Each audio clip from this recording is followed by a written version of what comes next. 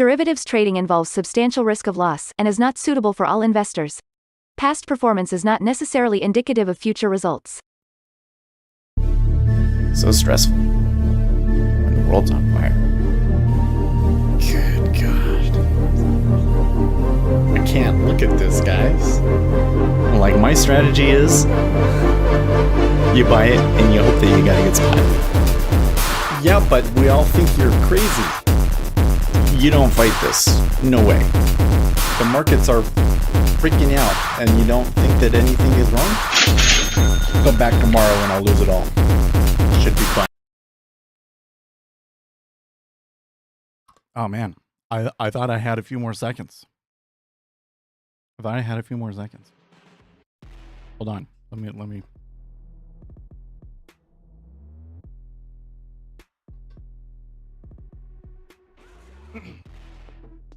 Okay, just pretend that didn't happen.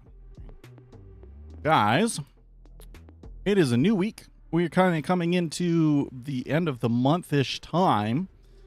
We'll come and look at the news. I don't think that there's too much news this month, though. Or, I mean, this week. Month. No news all month. That would be crazy. But we do have a bunch of Fed speakers today. So, could be a very interesting session. Let's come in, look at the charts, and see where we are at.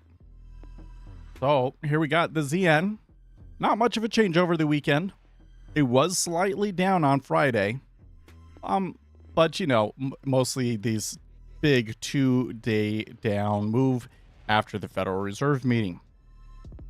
S&P 500 just continuing its moderate uptrend. Should I call that a moderate uptrend? I don't know. That's a monster uptrend, really. You just can't stop equities right now. Okay, oil to the downside this morning. Interesting.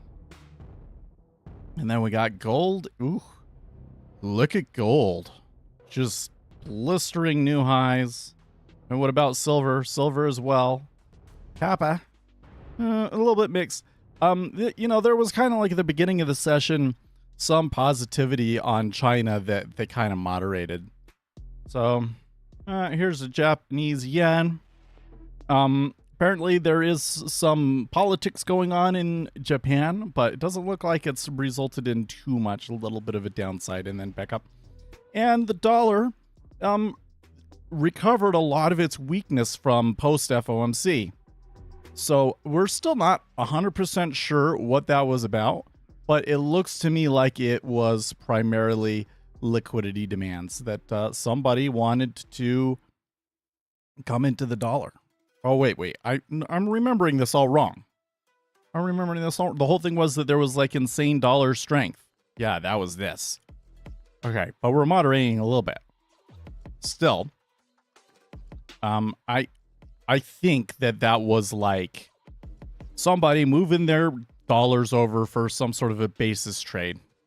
And, you know, that should kind of flatten itself out. All right. Good morning, Octavius, Uzi, Kevin. All the regulars are here, so I think we need to lock in, huh? Well, it's probably going to still be a tight session until the Federal Reserve speakers speak, and I don't know. Oh, Williams is at 7:45, so in about an hour. So we might be able to see a little bit of that action. We'll see if there's any kind of sneaky. The other thing is, it being a Monday, might see some sneaky action. Let's come over here. We'll make sure that there's not any other major news we need to consider this week.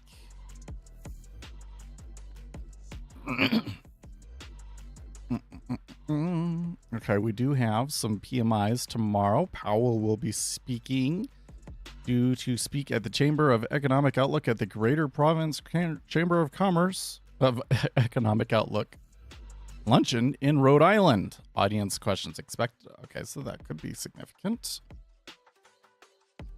And Thursday we get GDP. Final GDP.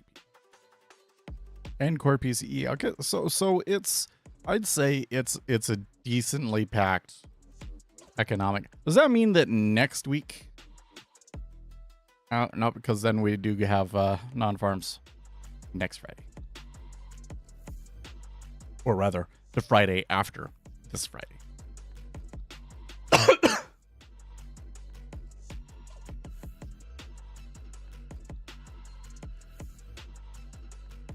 So we are about to get some Canadian inflation numbers. We'll see if the Treasuries react to that at all, but it doesn't look like they're setting themselves up to.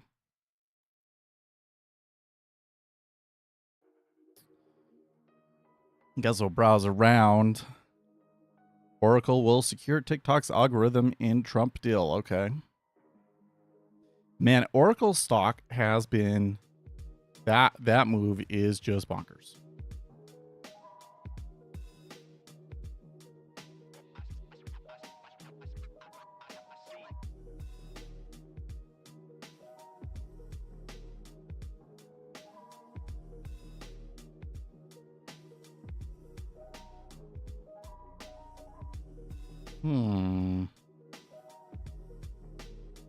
Yeah, all the headlines I see on Zero Hedge are just old headlines.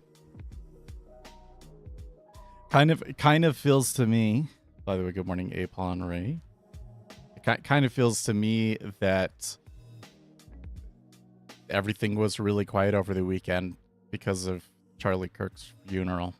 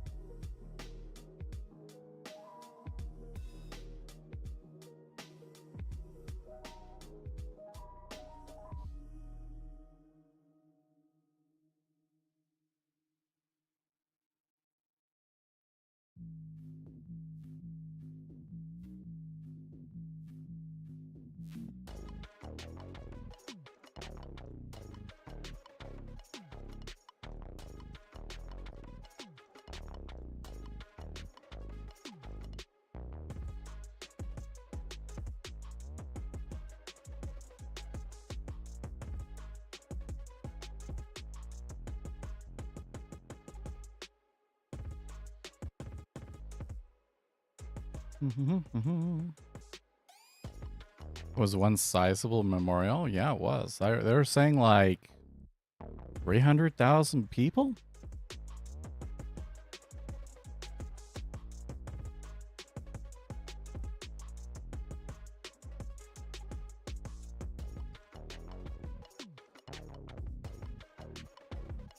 I was kind of thinking about, remember when it happened, then the next day I was like, I think this is actually a really big deal. Like everybody is kind of talking like it's just going to go away. Everybody's just going to forget about it in a week. Clearly that was wrong.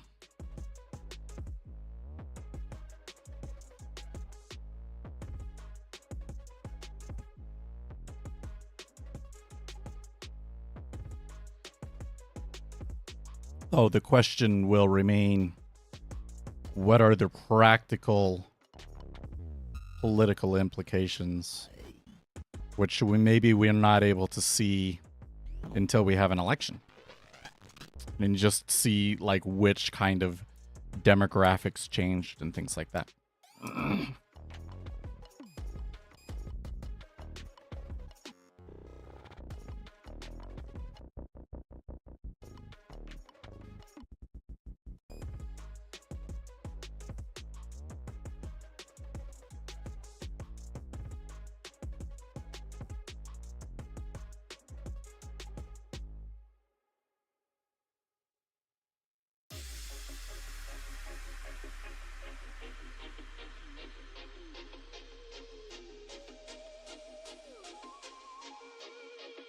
Hedge funds can't trade. Well, that's a strange thing to just come into a stream and say.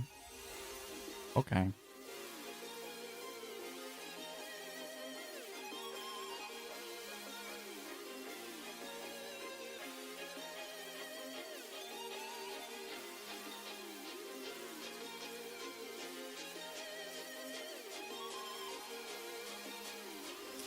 Oh, yeah. No, you know what, Lucas? It does make sense to have. It's just I need to turn on the algo. So we can watch it make a bunch of stupid trades. Because on a day like this, I would expect it to probably take a bunch of stupid trades. There we go. Oh, that's interesting. It's actually net buy right now, huh?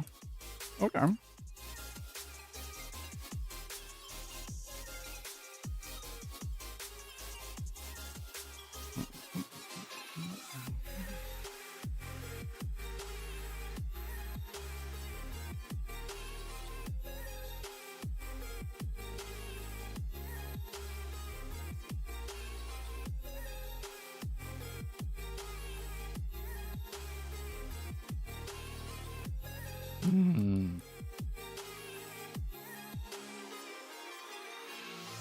I think he's just trying to provoke me. Is this a new account? You guys know?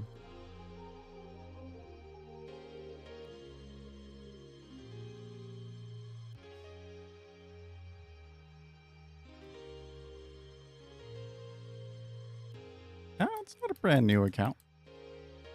2023.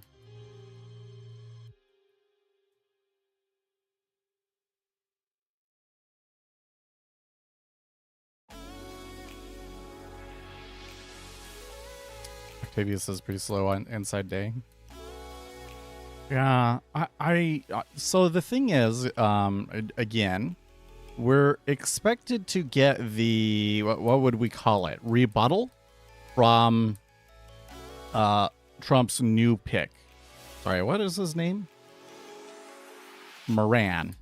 Mr. Moran is expected to give a speech outlining why he thinks that we really should have done a 50 basis point cut.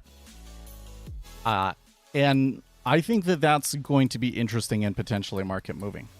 I think the key thing is going to be, does he have a real solid argument, or does he have an argument that's basically like a sycophant argument, like Donald Trump says that we should? So, you know, well, it won't be like that, but if his argument is like, we need to support Donald Trump's pro-growth policies and the Federal Reserve is fighting against them, right? Like, if that's his argument,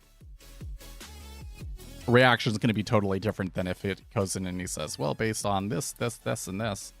And we can see that, you know, the employment data that we're getting is actually looks like this. So once we factor in all of those things, it really strongly suggests that we should be cutting faster than we did, and that we should have started cutting earlier than we did. So if you get something like that and the market thinks that he has some solid reasoning there, then you might see a little bit of a dovish reaction with them going, well, maybe actually it will convince the rest of the board or something like that, you know? But there's enough of a chance of something happening there that I think that the market is going to be pretty quiet.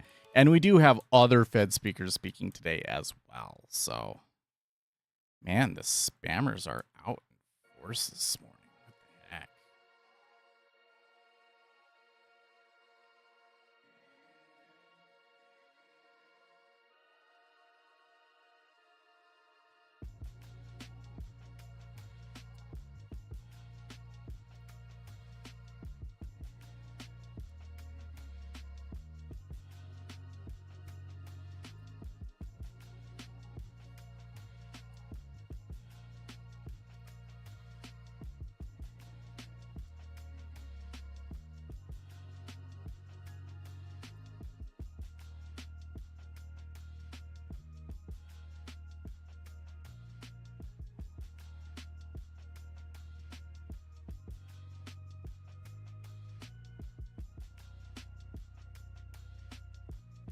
The gallon of milk is $11.29 in Hawaii under wow.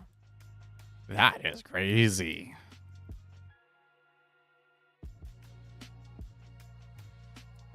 Oh, you know what we have to talk about, actually. I totally forgot about this. We got to talk about Donald Trump's H-1B executive order. I tell you what, that was interesting. I think that the actual order, yeah, stuff in Hawaii is always expensive. You're right. No, so the executive order itself, okay, it's not as impactful as you might think immediately, because it's basically it's something that like only goes into effect with the next lottery and those sorts of things. And so I don't think that it has like too much of an effect on people that are already here or anything like that. It might have an impact going forward, probably boosting white collar wages and or maybe helping the employment situation, because it is that white collar work where there's like a lot of people, especially new grads, having trouble finding work. But I think that where this one matters more is just the people's reactions and people watching each other react to it. You know what I mean? Like, I was really surprised. Not that people were happy about the order, but like how happy many people were about the order and how much broad support there was for it. I mean, there was people on the far left that didn't like it, but most of what I saw was, I really don't like Donald Trump, but I love this order. But even though it's kind of like doesn't really mean anything, I think that any politician out there is watching that and going, oh, protectionist policies are very popular. I think we're going to see more of that stuff. I think we're going to see a lot more of that stuff. It's also interesting to me to watch the argument about it. That some people saying, no, this is very, very bad for America. Like, how is America going to be able to compete? Because you don't have the people to be able to fill these jobs, which I think is just absolutely ridiculous. They're like, well, America has to import the labor because there's not enough tech workers in the U.S. to be able to fill these roles. And meanwhile, all of the new graduates are not getting hired. How do you explain that one? That didn't make any sense.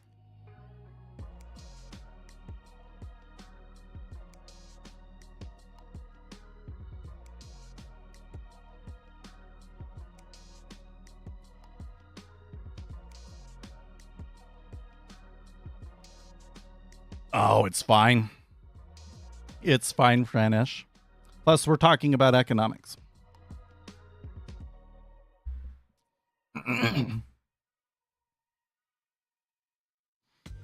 It is. Immigration is an economic issue. It's still, one of the things that just continues to, like, every month or two, it just kind of comes up. I'll do a little bit of research about it, not able to find anything. It seems to me that there should be an optimal immigration number. You know what I mean? Now, I would expect there to be like an optimal immigration number, and for there to be different economists and schools of thought on what you should factor into the optimal immigration number.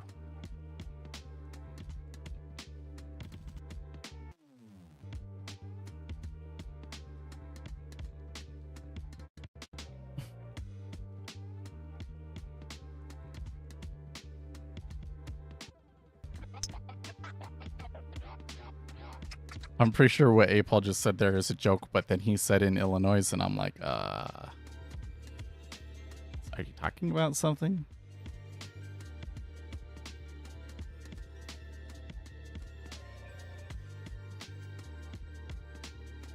This is a new cow story, of course.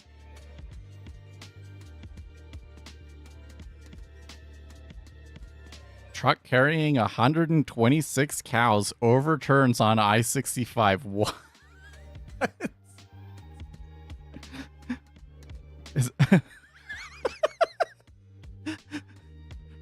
Brandon Jones says, I guess they're moving too fast to catch. Oh my gosh, you guys.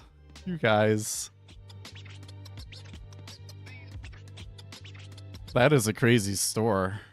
How do you carry 125 cows in a truck? How is that possible?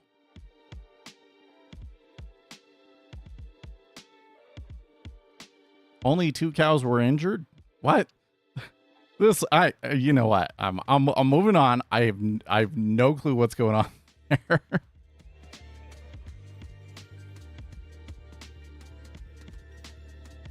I don't know what Uzi means by tight quarters. Just really, really stuff them all together. But even like, how do you get a trailer large enough to fit 125? How big of a trailer do you need to fit 125 cows? Assuming that you like really stack them in there. I no. It was the so. You're right, Uzi. It was the last thing that I said, but you could be responding to something earlier than that. So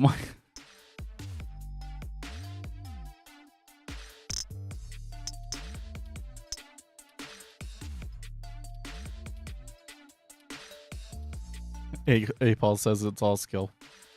Future truck maybe. Oh, actually, that might do it. I'm just thinking about like all the times I've been driving around, especially when like I'm going up into the mountains and stuff.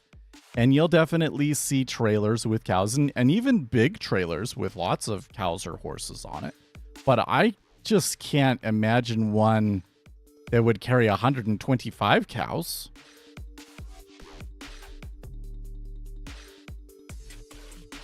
You know what we have to do? We have to ask ChatGPT. Can a trailer carry 125 cows? What would such a trailer look like?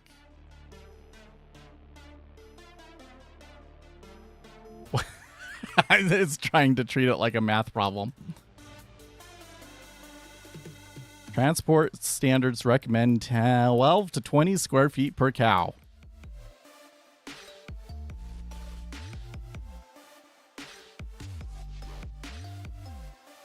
Standard capacity 38 to 45 fat cattle.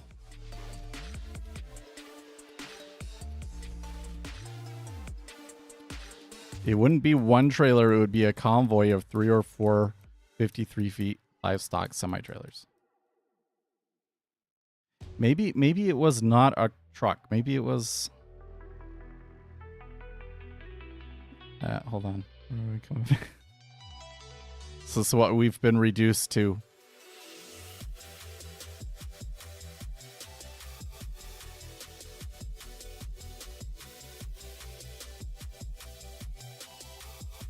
No, it says it's a truck.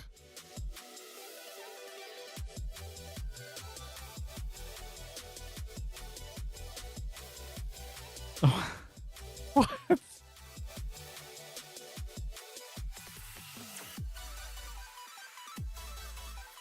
I'm listening. There's a video of the trailer.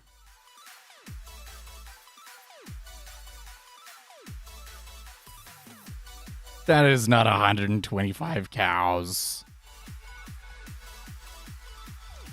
Aww.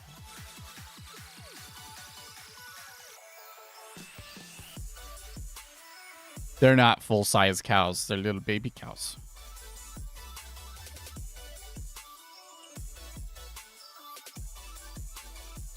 Maybe it was one truck that crashed. No, it was just a truck.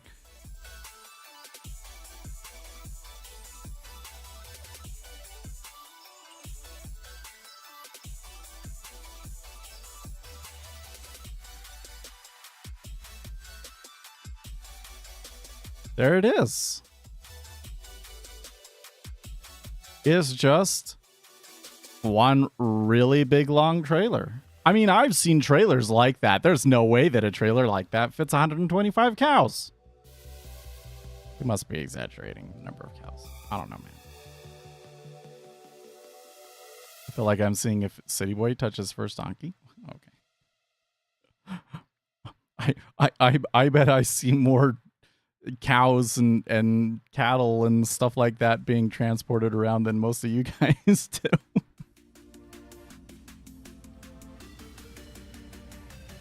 Actually, you know what they do most of here in Utah is the freaking, well, not most of, but it's a freaking alfalfa. So they spend in obscene amounts of water growing alfalfa in the desert, and then they trade it to China.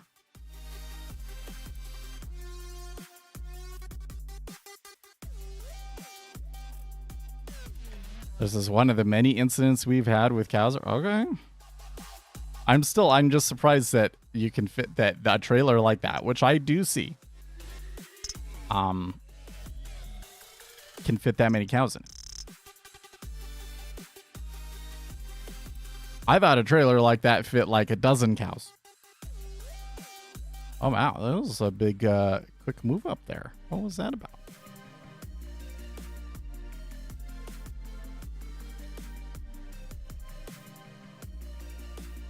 There's a pretty big well,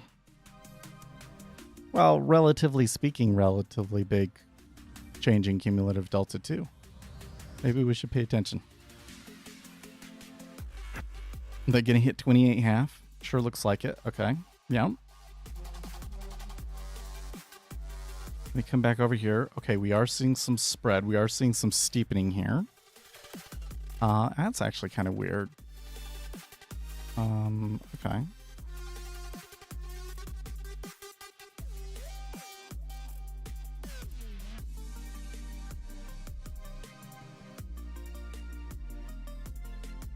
The ones that don't end sad usually end up funny like this.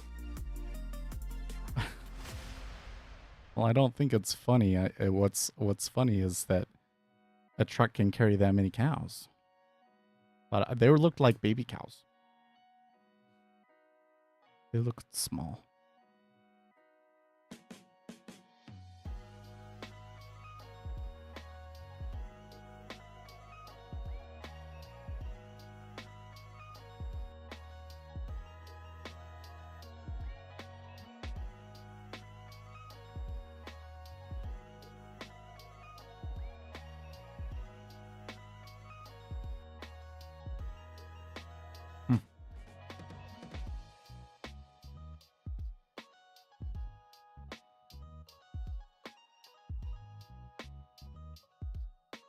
Now you just got me thinking about this whole thing. In Utah, there's this big deal about the Great Salt Lake getting super, super low.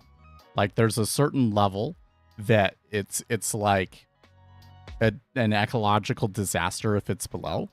And it's been below that level now for like 2 years or whatever.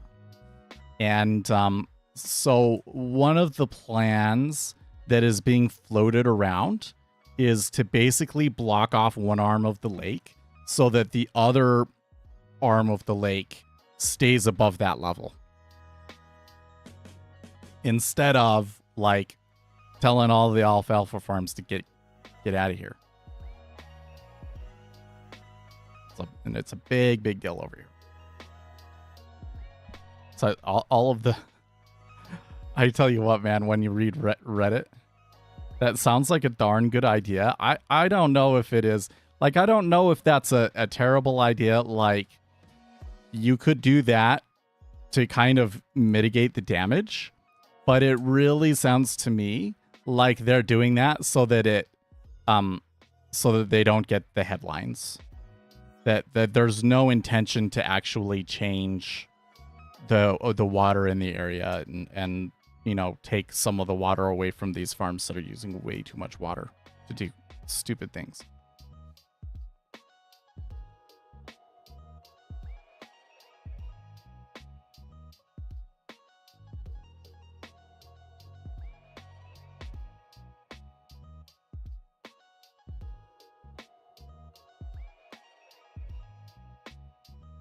Oh, I did miss the joke there. Sounds like a damn good idea. No.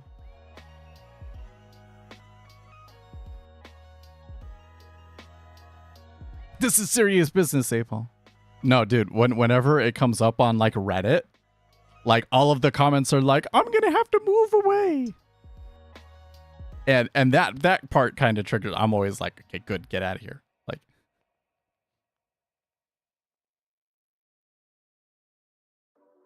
I kind of think that the lake is going to dry up and there will be toxic metals in the air and everything. And everybody will just kind of put up with it and nothing will change. Because that's how it always goes.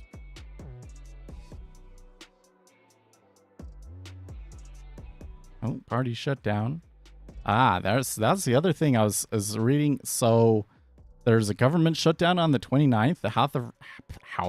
The House of Representatives was able to pass a resolution, but now the Senate has to pass a resolution, and they will basically only have 1 day to do it.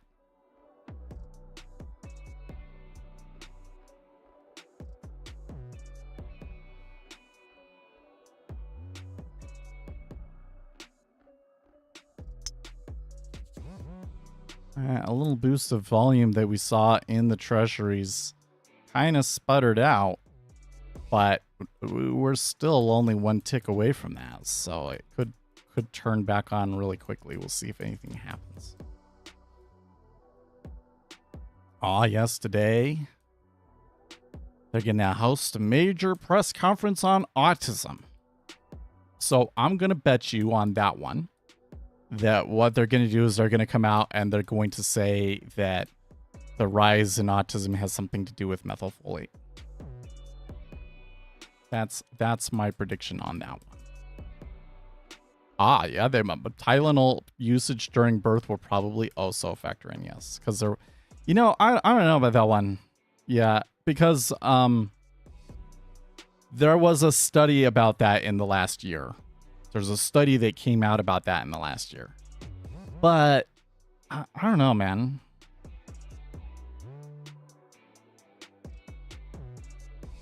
I think that that's unlikely to be what they, I don't know, maybe.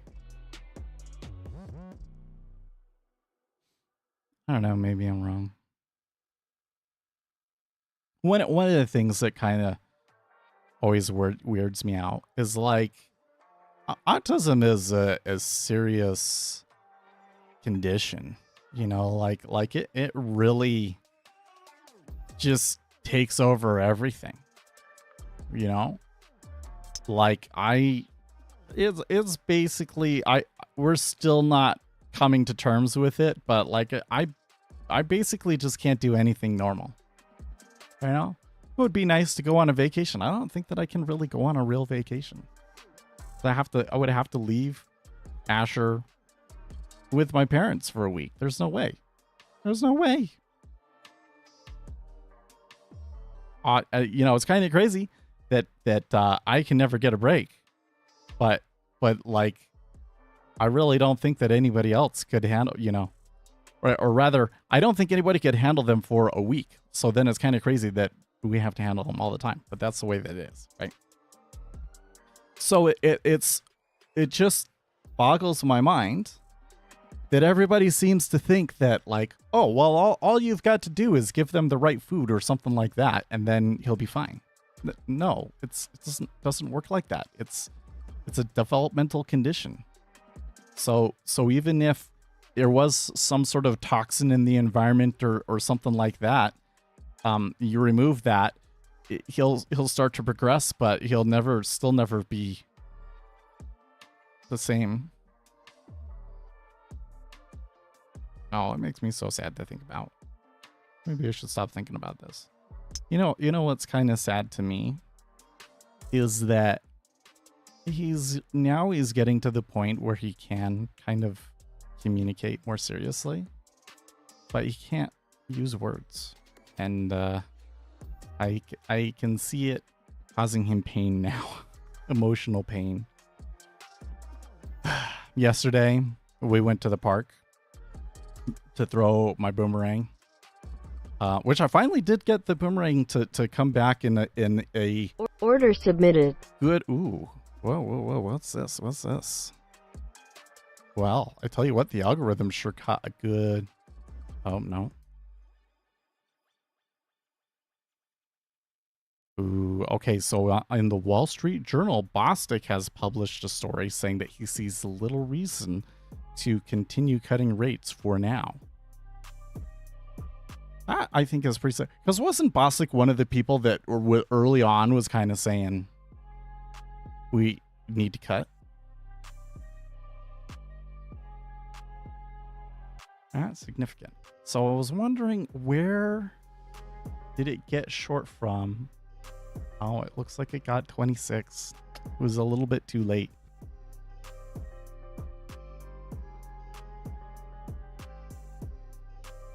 Anyways, we went to the park, and he did not want to, like, he was fine to get in the car and go and everything, but then he didn't want to get out. And my wife had to sit in there with him for like 20 minutes before she was able to convince him to come out. Once he saw that there was a volleyball court with sand to play in. He went and played in the sand. That's what was able to convince him out. But it's just like that with everything. And there are some things where it's just like, I don't like to hear the child cry and deal with that, but there are some things that just have to happen, you know, for your own good. And man, like, it's a difficult condition to deal with, and it just, the things that people say about it just blow my mind. Like, it just, like, I don't, maybe it's because they all think that, oh, the autism just means that you're a little bit weird and quirky and you have a TikTok account. Like, no.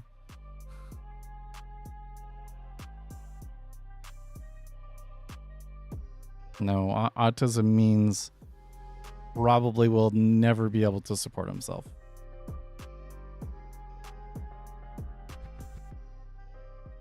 We'll see, though. Maybe he'll start speaking. Maybe he's at the point where he can do it. And we just got to get him to learn to use his tongue.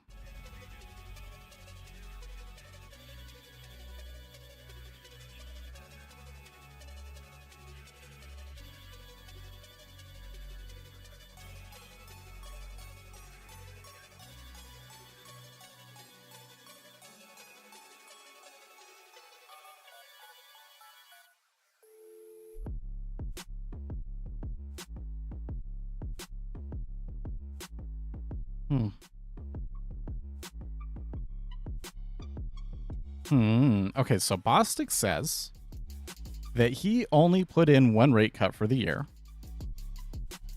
and which I assume was the last one. And it's an interview with the Wall Street Journal. And he's saying that he doesn't think inflation will get back down to target until 2028. And that he doesn't think the labor market is in crisis. If we leave interest rates where they are now until 2028, I really don't see how you can do that and it not result in a recession.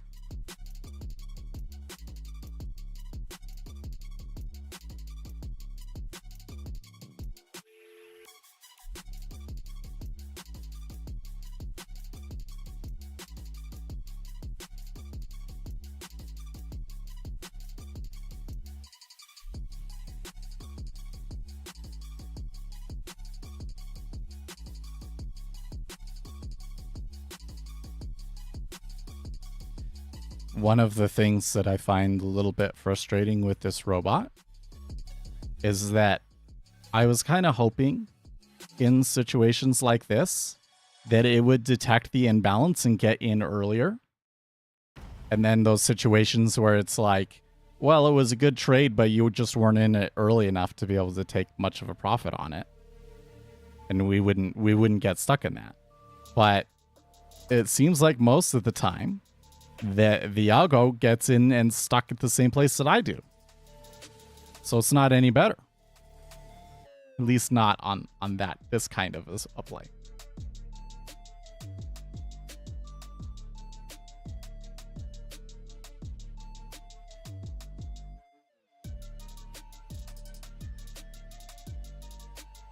This press conference with autism is going to be interesting. Is it going to be like research is going to tell us something interesting that we didn't know? Or is it just going to be a blame session? Or is everybody going to criticize RFK Jr. over it endlessly? Is it going to be another one of those? Guess we'll see.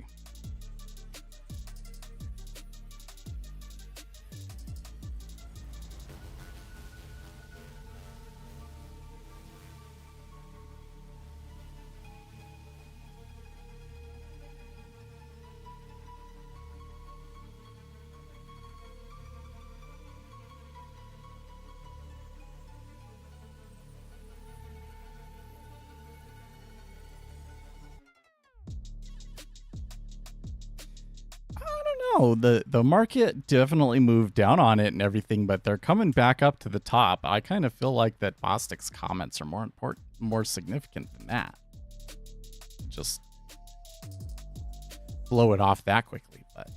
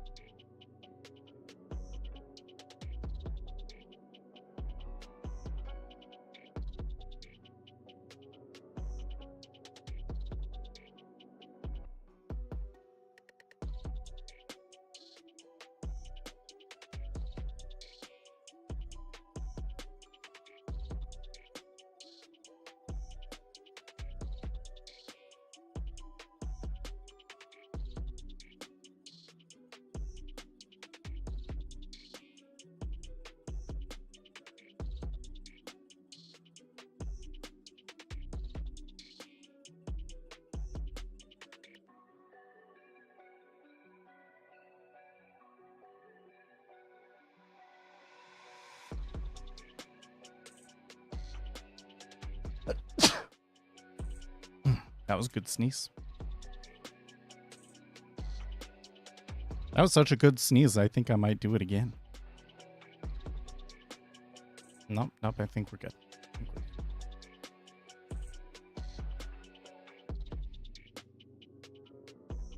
Well, I don't know. How do you guys feel about that move that we just had? Like, better movement than we were expecting, maybe? I actually kind of feel like that I would have thought Bostic would have... Because how much did we move down?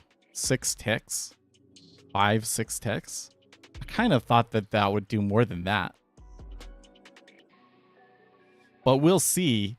I think that the balance is still short. We do look like we're coming back down. Maybe we'll have another leg. If we don't have another leg, that's probably a good 10,000 contracts stuck. So if they're not able to get something on this next push, maybe we'll see trap traders puking long. Octavius thinks it's irrelevant.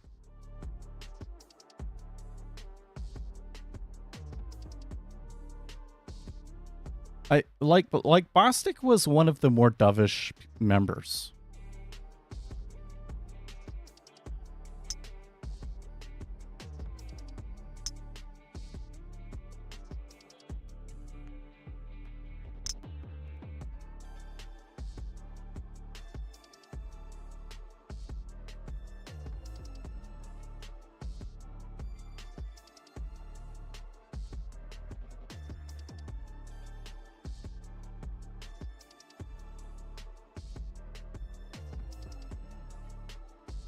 Order canceled. Okay, well that was enough to puke my algo out of the position. Or rather cause it to flip. Actually, I'm okay with it getting 27.5. I don't know if we're actually gonna have a move higher, but just it catching that and it being bid right now makes me feel okay. It went offer and it was a small offer. So I wouldn't say that it's a good position, but it's fair. I always want, like, if there's going to be a liquidity hole like that, like a spot where they're not putting up very much on the bid or the offer, right? I want my position to be at least there, if not below that, if I can, right? The real trick is to get below that and then have one of those form after it's moved up. Then you can kind of go, oh, okay, we want to hold it or not. Okay, this is a good bid at 27.5. How much did it lose on that? 3? I'll pull it up here. 3. Lost 3.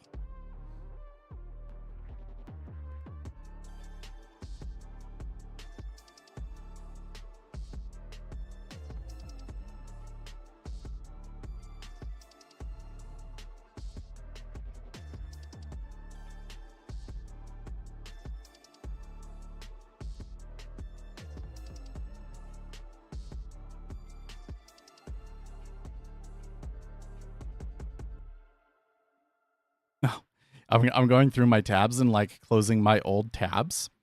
And we never finished reading ChatGPT's response. Its final answer was a single trailer cannot carry 125 full-grown cattle.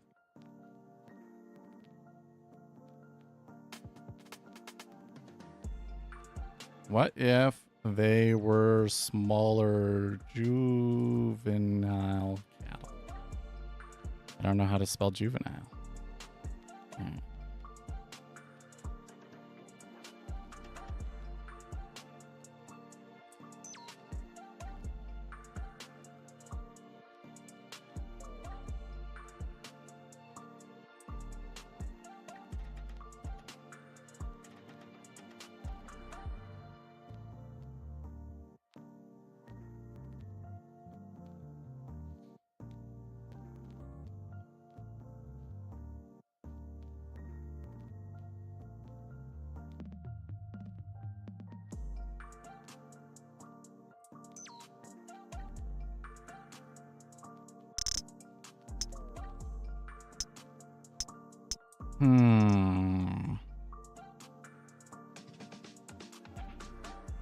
So that last candle looks pretty negative.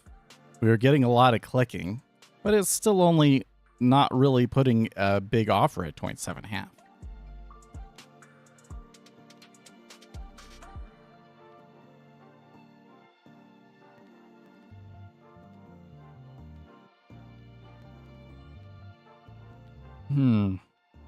Bill Gates claims AI won't take over programming jobs anytime soon, not even in 100 years. Well, you know what? I believe Bill Gates more than all these other tech billionaires because Gates was actually a programmer.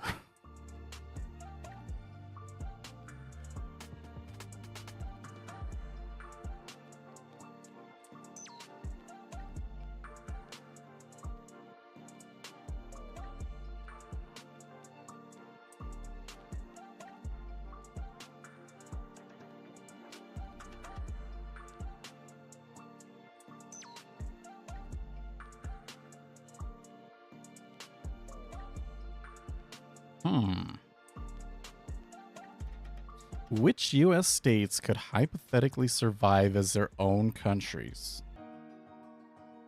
You know, I'm going to go out on a limb and say that most U.S. states probably could survive as their own country. Except for maybe there's a few where I don't know if that's really would make sense or be practical, like Rhode Island. But I think that most of them could do it economically. It's just it would never turn out that way, right? Like if if there was some sort of a civil war or something like that, I highly doubt that the entire Intermountain West would, each split up into their own states. They would probably combine each other. But could Idaho be its own independent country and survive? I think it could.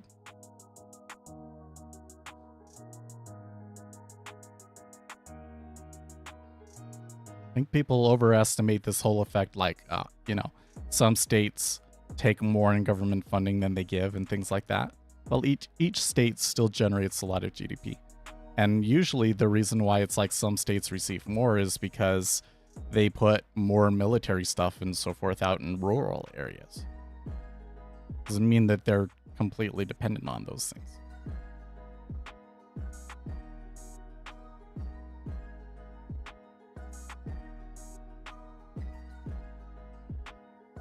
Well, it looks to me like the volume has equalized back out, that there are no longer trapped traders. So maybe my dream scenario where there's a stop out on the long side is not going to happen. We could still push higher. Actually, I think there's a really good chance that we continue to push higher. But I don't think that it will be like an amazing stop run per se.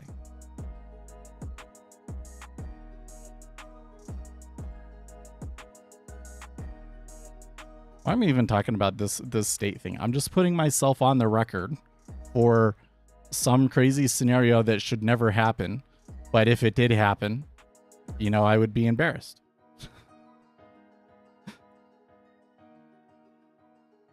I think that if there was some sort of a civil war or something like that, I think that Utah and Colorado would be in different countries.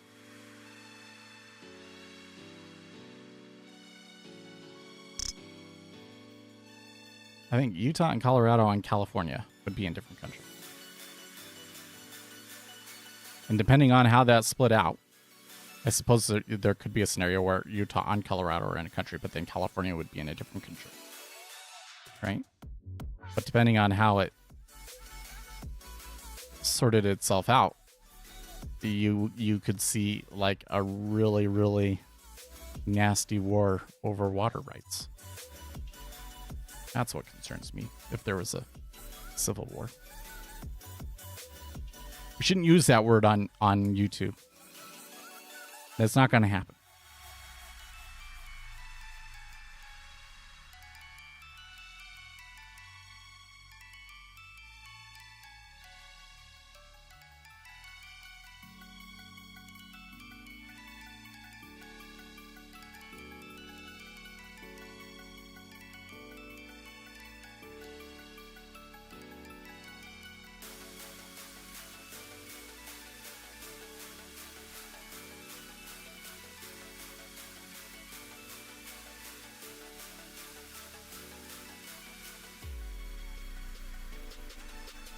The Mandalorian and Grogu official trailer.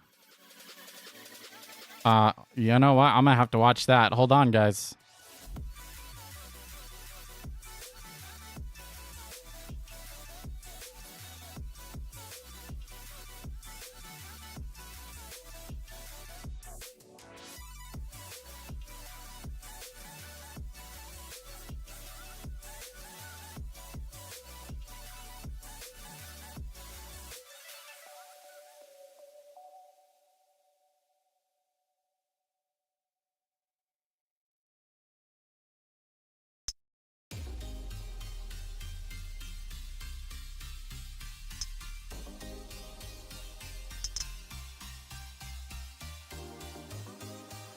This looks cheesy AF.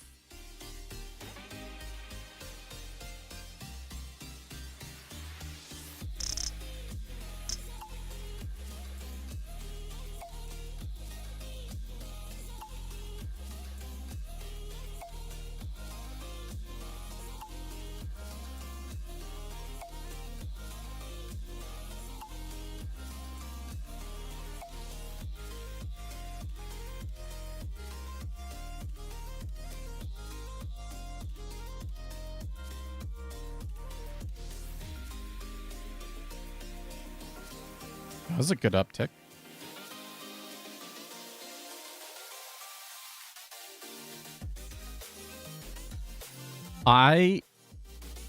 Man, I cannot believe what I just watched. Cannot believe what I just watched. Like, I can't think of something that would be more divisive for the Star Wars fandom right now than what I just saw. And that's, you know, that's like, oh, it can't possibly get worse for Star Wars, can it? No, I think it will. That was like the cheesiest thing I've ever seen. There was some cool special effects in that trailer, but that was like the cheesiest thing I've ever seen. So now the whole argument is going to be like, oh, it was too kiddie, and then they're like, but Star Wars was always for kids, and yeah, they're going to have that argument now. But you know what else it kind of looked like? You know how there's this thing where it was like, yeah, they were making Star Wars movies and it wasn't really working, so then they turned all of their movies into TV shows, and that wasn't really working. Well, now it looks like they're turning their TV shows into movies. As I don't think that one's going to work either.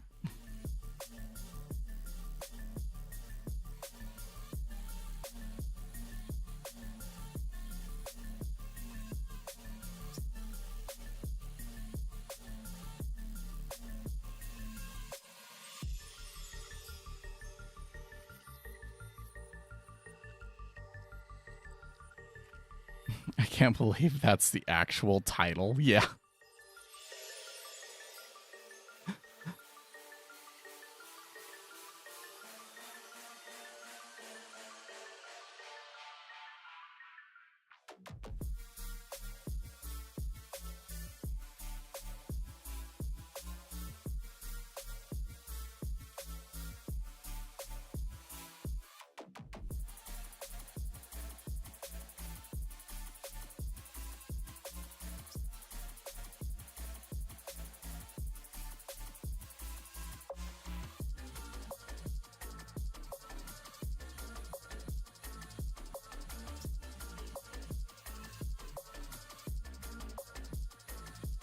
Well, I'm not seeing any comments on here saying anything that like what I'm saying, but I think this is going to be a very divisive piece of media. Maybe it's actually good, and then there'd be people that defend it, but that was just like,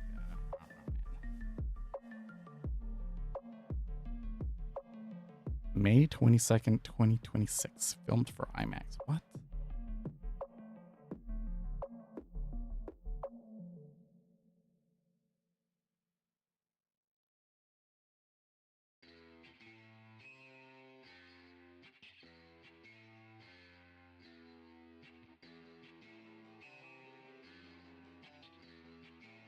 Man, you know what the thing is the problem here is I'm on the official Star Wars server. I need to go to like saltier than great.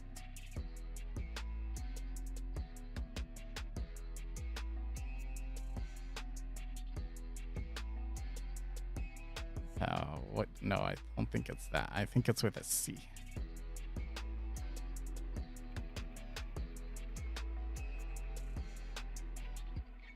There we go. Oh, only 8 comments so far.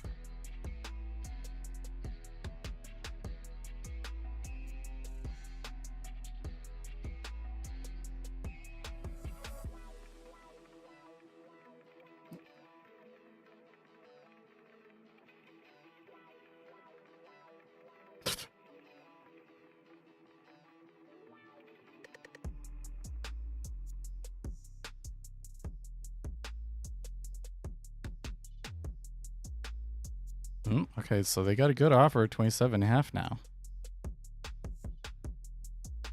Well, that was what I was saying. It was like, I don't think that there's the kind of the trap traders sort of situation that we'd want to see for a move higher. Doesn't mean that it can't happen, but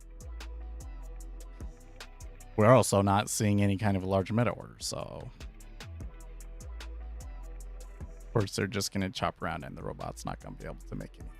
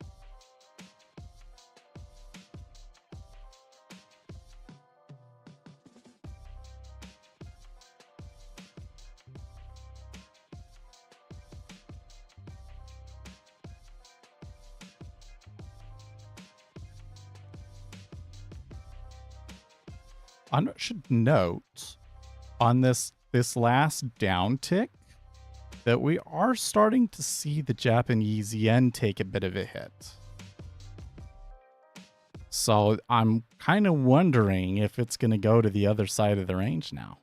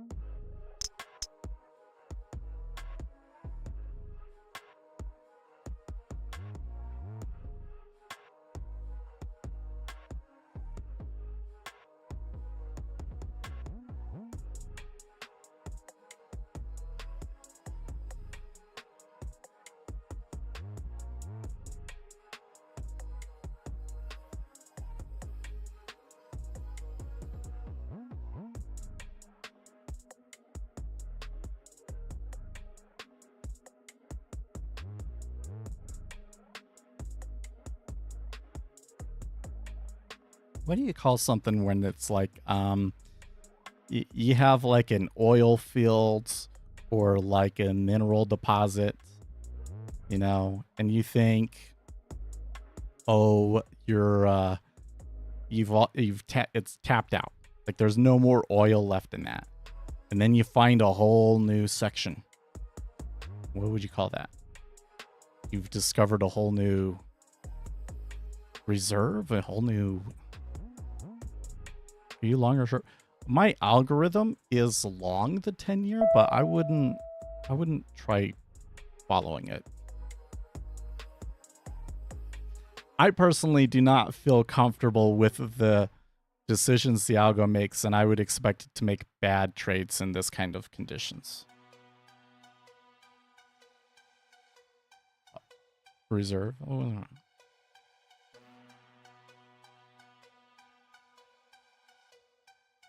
As I was saying, I kind of thought the Star Wars salt mines were all tapped out, but it looks like Disney has somehow discovered a whole new reserve. Does that make sense? Yeah, ask ChatGPT.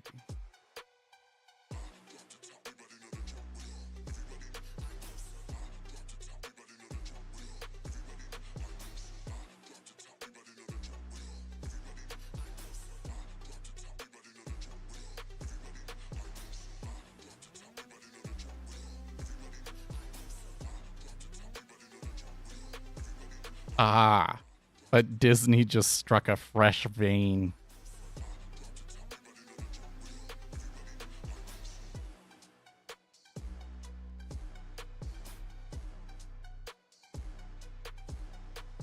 ChatGPT comes through again.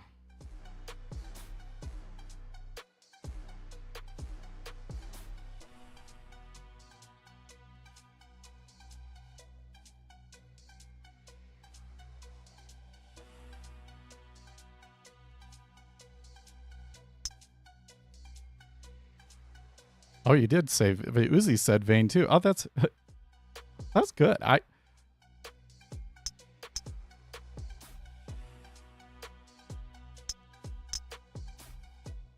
Well, and you have an interesting logic there that because we're mining salt, it must be a new vein. Yeah. Did he win that one? Well, I guess I didn't see his comment, so maybe he did. Hamas to ask Trump for a 60-day ceasefire? That seems unlikely.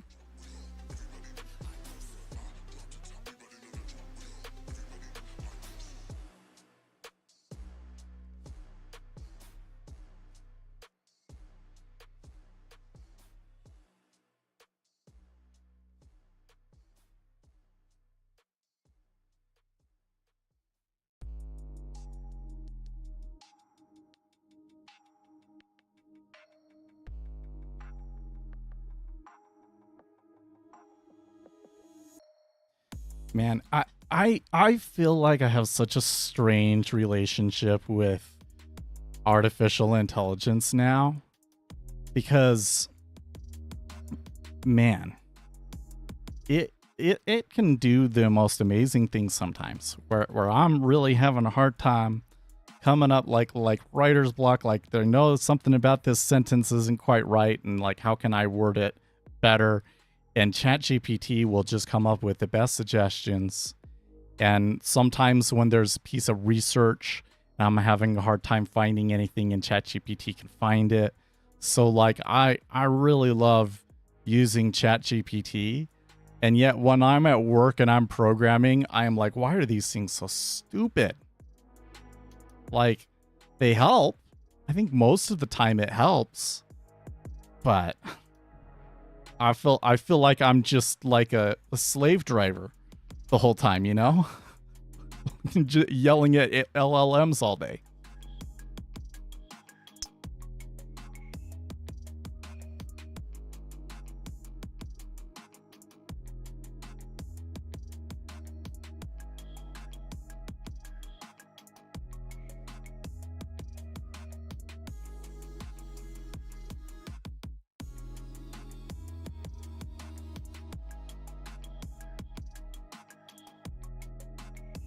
Okay, so that take at 26 is probably significant. It didn't hold, but so maybe a little bit of defense being played there. I don't know. I think if we were to sink below 26, that would be pretty significant, and not the best omen for treasuries either, would it?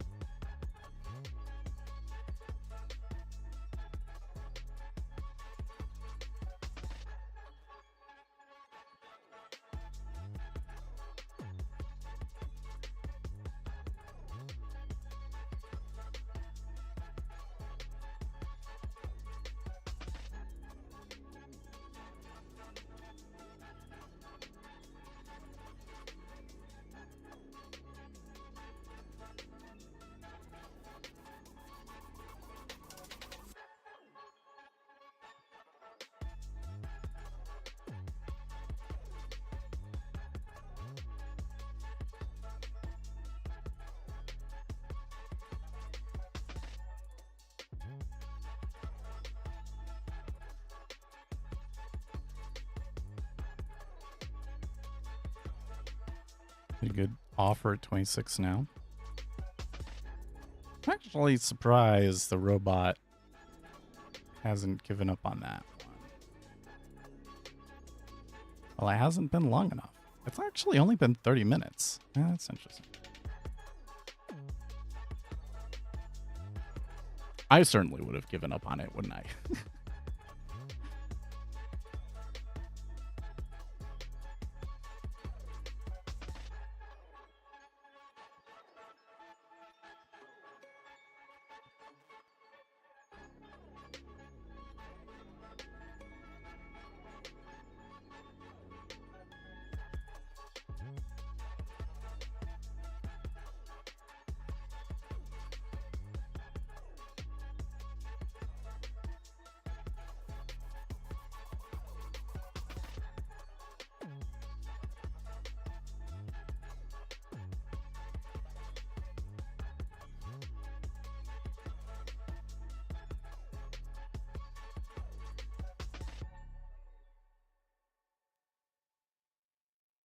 If you think the algo is wrong, why not just get it?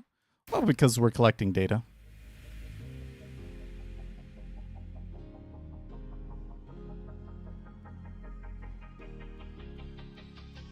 We're collecting data. There's changes that we want to make to it, and I just don't have the time to mess with it anymore. But we keep running it so that we can collect the data so that in the future, if I do have the chance to change it, I will be able to do the back tests because it's using data that you cannot get historically to make its decisions.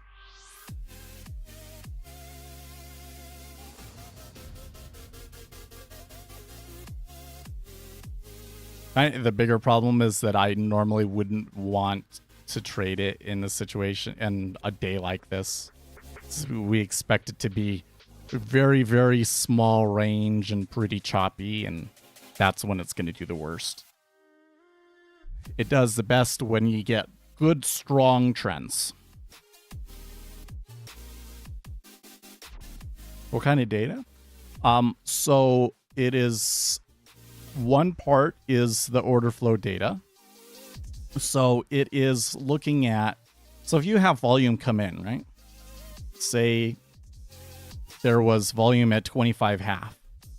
Well, was that volume market buy or market sell?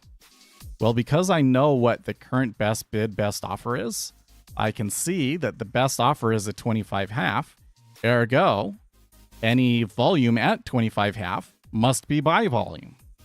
And then I can categorize it as buy.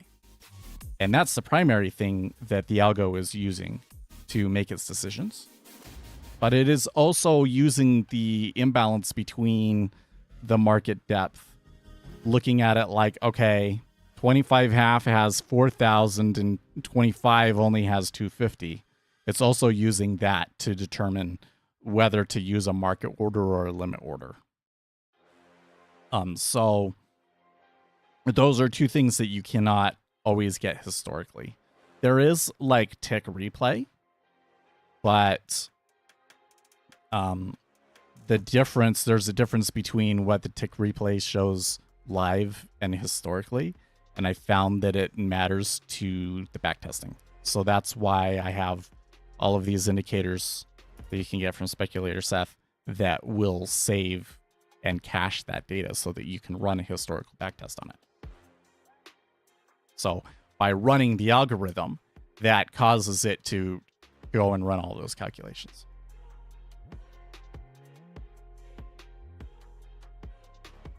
So you're trying to create an algo that will replicate a human's ability to read the book and prints? I wouldn't say that, because there are definitely things that I'm doing that I'm not sure how I would program that into a robot. I think that I would have to use a neural network to really try and duplicate humans' ability to read the book. But maybe that's something that we add to it in the future.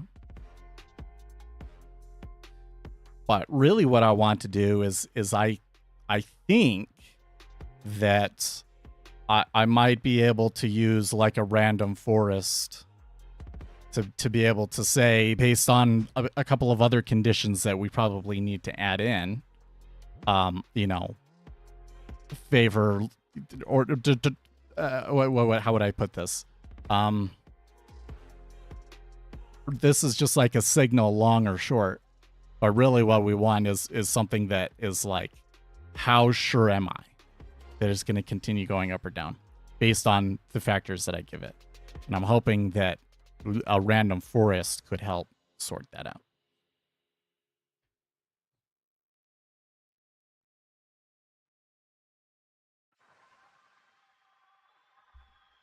And then that would give me the opportunity to program a random forest, because I've never done that before.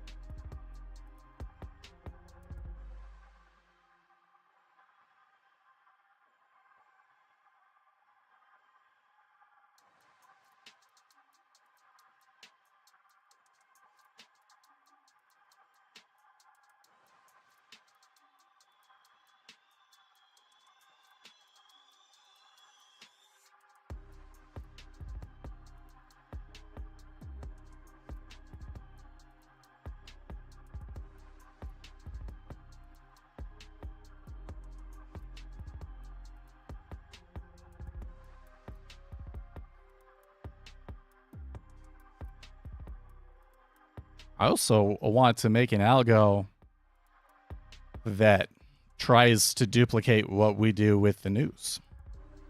Reads the headlines and reads all of the analyst reports and comes up with trades based on those. And it'd be really interesting, like if we make an LLM that utilizes the analyst reports in the way that in kind of the method that we think of with predicting future orders and making predictions like that, how it would fare.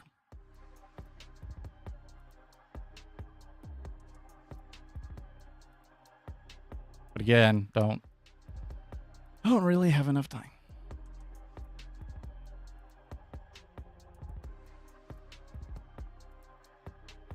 I keep looking at myself in the camera, and I can't decide if I like it with just one button or 2 buttons. There's 2 buttons. Does it make a difference? Probably doesn't matter. Probably nobody ever noticed or looked at that anyways, right?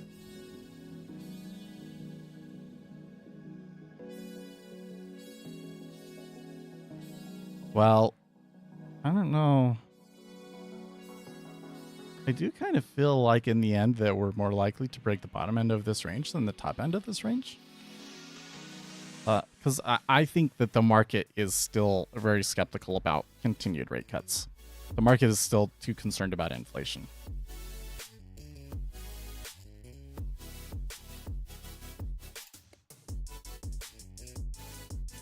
I kind of think what's going to happen. Here's what I think is going to happen.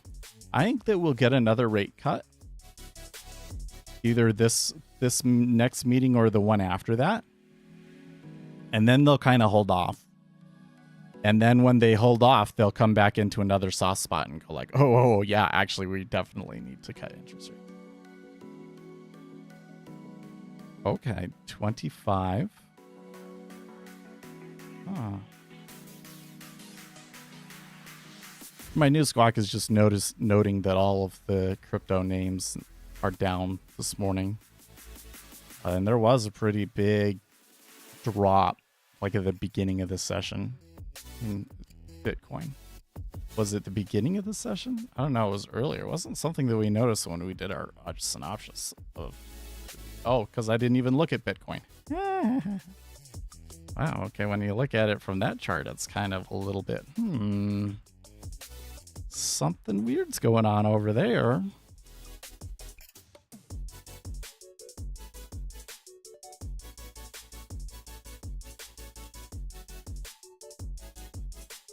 It looks like they've gotten down to the bottom end of this range and they're starting to form a liquidity hole. It took a lot to get those last few down ticks. So I would be kind of worried if it were to breach the bottom of this, that you might get a false breakout sort of a thing, right? Even though it does seem to me that the balance of flows is to the downside today.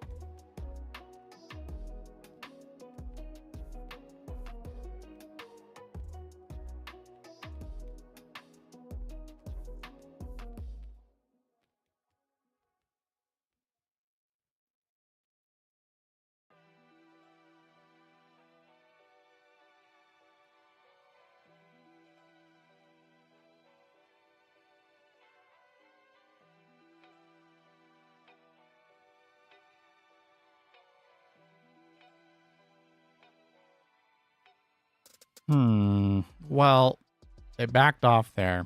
You know what, guys? I think I'm just going to end it a little bit early today. All right? Since I doubt anything's going to happen. And at the top of the hour, I think that we do, like, Musalam is speaking, so you might get that. But just remember that in about 2 hours' time from now, Fed's Moran will be speaking, or we'll get that text. And we'll see how the market reacts to that. Okay? So I will see you guys tomorrow. In the meantime, stay